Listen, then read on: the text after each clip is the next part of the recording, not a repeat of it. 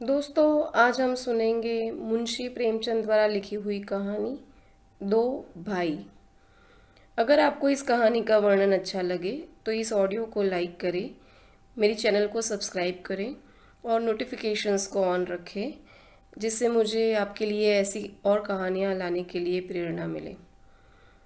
तो चलिए सुनते हैं मुंशी प्रेमचंद की कहानी दो भाई।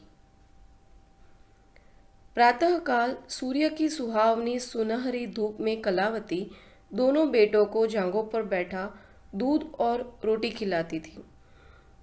केदार बड़ा था, माधव छोटा।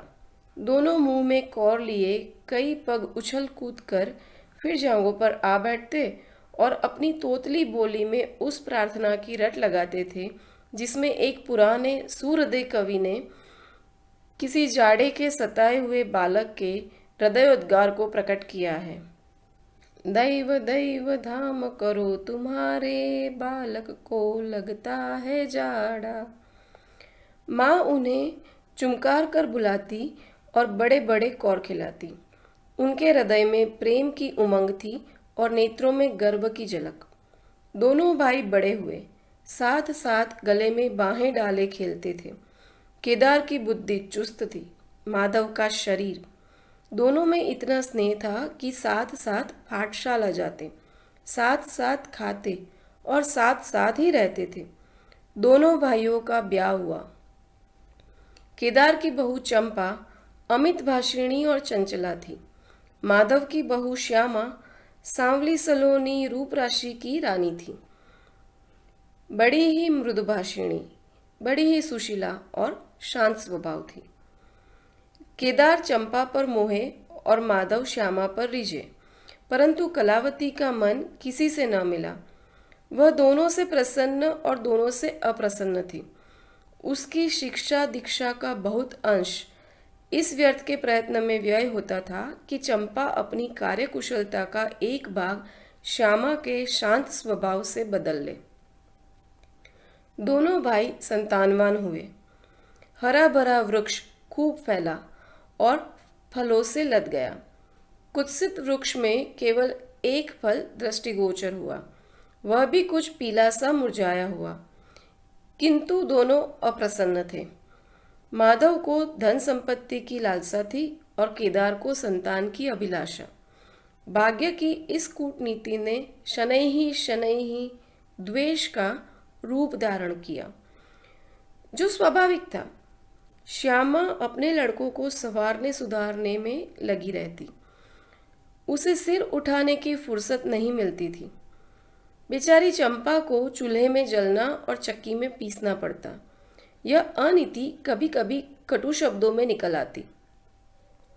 श्यामा सुनती, कुढ़ती और चुपचाप सह लेती, परंतु उसकी यह सहनशीलता चंपा के क्रोध को शांत करने के बदले और बढ़ा देती। यहाँ तक कि प्याला लबालब भर गया। हिरन भागने की राह न पाकर शिकारी की तरफ लपका।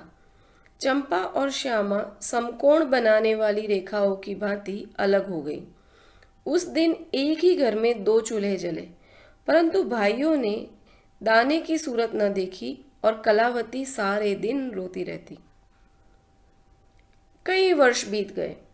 दोनों भाई, जो किस समय एक ही पालथी पर बैठते थे, एक ही थाली में खाते थे और एक ही छाती से दूध पीते थे, उन्हें अब एक घर में एक गांव में रहना कठिन हो गया।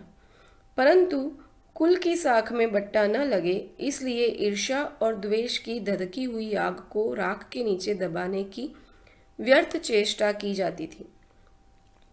उन लोगों में अब भ्रातृ स्नेह न था, केवल भाई के नाम की लाज थी। माँ अब भी जीवित थी, पर दोनों बेटों का वैमनस्य देखकर आंसू बहाया करती। हृदय में प्रेम था, पर नेत्रों में अभिमान न था। कुसुम वही था, परंतु वह छटा न थी। दोनों भाई जब लड़के थे, तब एक को रोते देखकर दूसरा भी रोने लगता था। तब वे नादान, बेसमझ और भोले थे। आज एक को रोते हुए देखकर दूसरा हंसता और तालियां बजाता। वह समझदार और बुद्धिमान हो गए थे। जब उन्हें अपने पराये की पहचान नहीं थी। उस समय यदि कोई छेड़ने के लिए एक को अपने साथ ले जाने की धमकी देता तो दूसरा जमीन पर लेट जाता और उस आदमी का कुर्ता पकड़ लेता। अब यदि एक भाई को मृत्यु भी धमकाती तो दूसरे के नेत्रों में आंसू न आते। अब उन्हें अपने पराये की पहचान हो गई थी। बेचारे माधव की दशा शोचनीय थी। खर्च अधिक था और आमदनी कम, उस पर कुल मर्यादा का निर्वाह। हृदय चाहे रोए पर होठ हंसते रहे, हृदय चाहे मलिन हो पर कपड़े मैले न हो। 4 पुत्र थे, 4 पुत्रियां और आवश्यक वस्तुएं मोतियों के मोल। कुछ पाइयों की जमींदारी कहाँ तक संभालती। लड़कों का ब्याह अपने बस की बात थी, पर लड़कियों का विवाह कैसे टल सकता था। 2 पाई जमीन पहली कन्या के विवाह की भेंट हो गई। उस पर भी बाराती बिना भात खाए आंगन से उठ गए। शेष दूसरी कन्या के विवाह में निकल गई। साल बाद तीसरी लड़की का विवाह हुआ, पेड़ पत्ते भी न बचे। हाँ, अब की डाल भरपूर थी, परंतु दरिद्रता और धरोहर में वही संबंध है जो मांस और कुत्ते में। इस कन्या का अभी गौना न हुआ था कि माधव पर 2 साल के बकाया लगान का वारंट आ पहुंचा। कन्या के गहने गिरव यानी कि बंधक रख दिए गए। गला छूटा। चंपा इसी समय की ताक में थी। तुरंत नए नए नातेदारों को सूचना दी, तुम लोग बेसुध बैठे हो, यहाँ गहनों का सफाया हुआ जाता है। दूसरे दिन एक नाई और 2 ब्राह्मण माधव के दरवाजे पर आकर बैठ गए। बेचारे के गले में फांसी पड़ गई। रुपए कहाँ से आए? न जमीन, न जायदाद, न बाग, न बगीचा। रहा विश्वास, वह कभी का उठ चुका था। अब यदि कोई संपत्ति थी तो केवल वही 2 कोठरियां जिनमें उसने अपनी सारी आयु बिताई थी और उनका कोई ग्राहक न था। विलंब से नाक कट जाती थी। विवश होकर केदार के पास आया और आंखों में आंसू भरे बोला, भैया, इस समय मैं बड़े संकट में हूँ, आप मेरी सहायता करो। केदार ने उत्तर दिया, मद्दू, आजकल मैं भी तंग हो रहा हूँ, तुमसे सच कहता हूँ। चंपा अधिकारपूर्ण स्वर से बोली, अरे तो क्या इनके लिए भी तंग हो रहे हैं? अलग भोजन करने से क्या इज्जत अलग हो जाएगी? केदार ने स्त्री की ओर कनखियों से ताककर कहा, नहीं नहीं, मेरा ये प्रयोजन नहीं था। हाथ तंग है तो क्या, कोई न कोई प्रबंध किया ही जाएगा। चंपा ने माधव से पूछा, 5-20 से कुछ ऊपर ही पर गहने रखे थे ना? माधव ने उत्तर दिया, हाँ, ब्याज सहित कोई 125 रुपये होते हैं। केदार रामायण पढ़ रहे थे, फिर पढ़ने में लग गए। चंपा ने तत्व की बातचीत शुरू की। रुपया बहुत है, हमारे पास होता तो कोई बात न थी, परंतु हमें भी दूसरे से दिलाना पड़ेगा और महाजन बिना कुछ लिखाए पढ़ाए रुपया देते नहीं। माधव ने सोचा, यदि मेरे पास कुछ लिखाने पढ़ाने को होता तो क्या और महाजन मर गए थे तुम्हारे दरवाजे क्यों आता?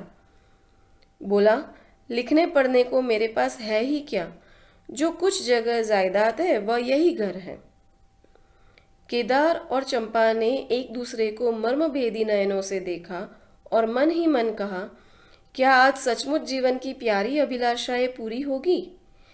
परंतु हृदय की यह उमंग मुंह तक आते आते गंभीर रूप धारण कर गई।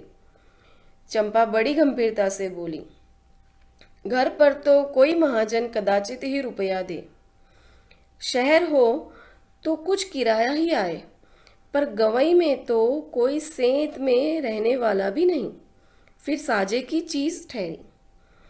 केदार डरे कि कहीं चंपा की कठोरता से खेल बिगड़ न जाए। वह बोले, एक महाजन से मेरी जान पहचान है, वह कदाचित कहने सुनने में आ जाए। चंपा ने गर्दन हिलाकर इस युक्ति की सराहना की और बोली, पर 2-3 बीसी से अधिक मिलना कठिन है।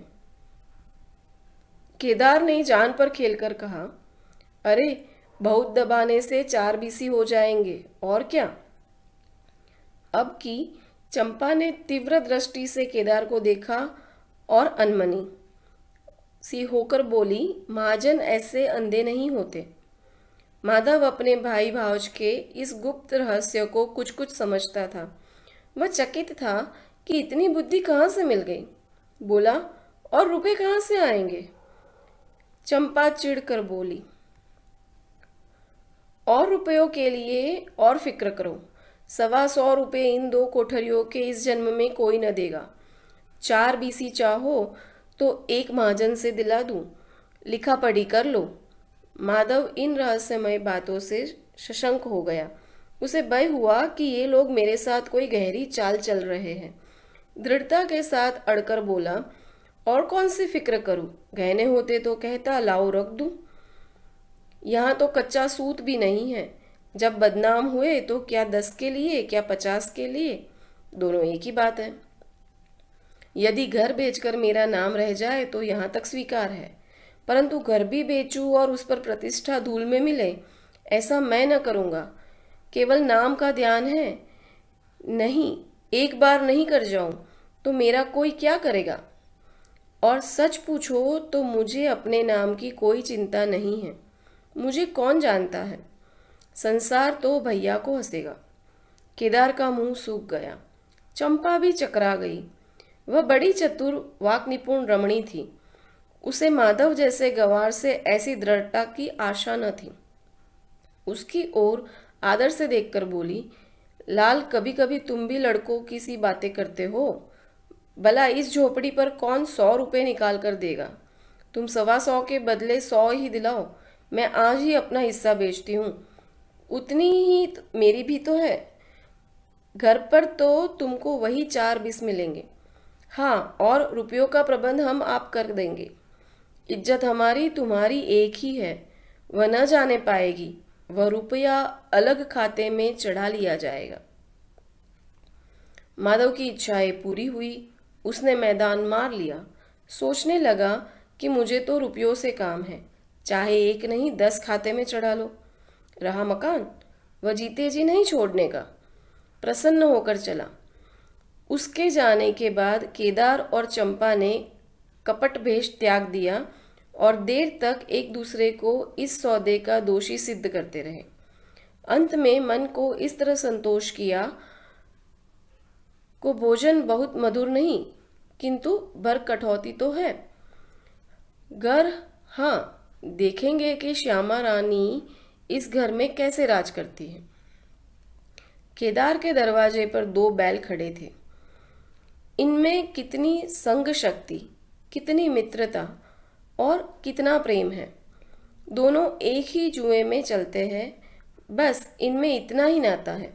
किंतु अभी कुछ दिन हुए जब इनमें से एक चंपा के मैके मंगनी गया था, तो दूसरे ने 3 दिन तक नांद में मुंह नहीं डाला।